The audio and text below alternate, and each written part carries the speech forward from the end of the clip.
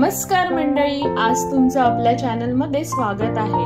आजच्या जेवणात काय तर आपल्या सर्वांचा जिव्हाळ्याचा विषय सोलकढी। मच्छी खाणारे असो की भाजी खाणारे असो, सर्वांना आवडीची म्हणजे सोलकढी।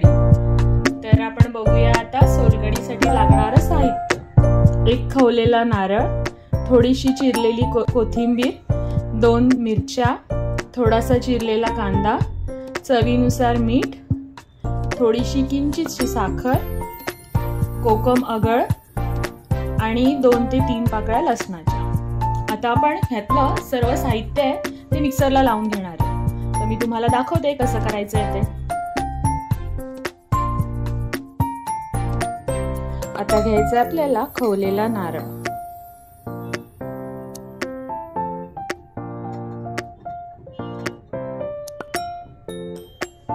आता ह्यात घालूया आपण 2 मिरच्या। आता ह्यात घालूया आपण किंचितशी साखर। त्यानंतर लसणाच्या 2 ते 3 पाकळ्या।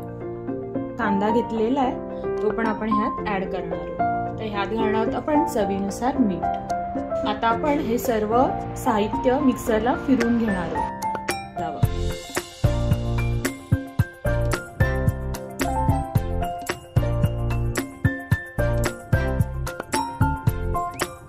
दूध काढायसाठी एक भांड घेतलेलं आहे आणि एक जाळी घेतलेली।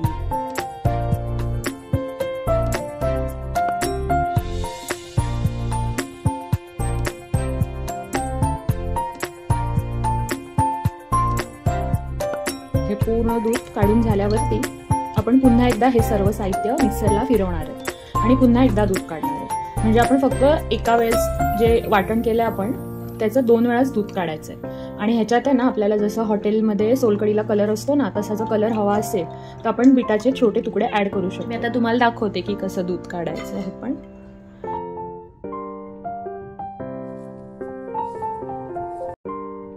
हे बघा आपल्या ह्याचा कलर कसा बदललाय।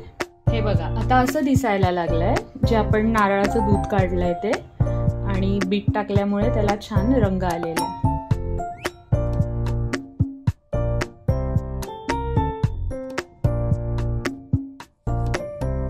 तर अशी आपली झाली आहे सोलकढी आता तयार। कशी वाटली नक्की कळवा आणि भेटूया नवीन व्हिडिओसह। तोपर्यंत नमस्कार।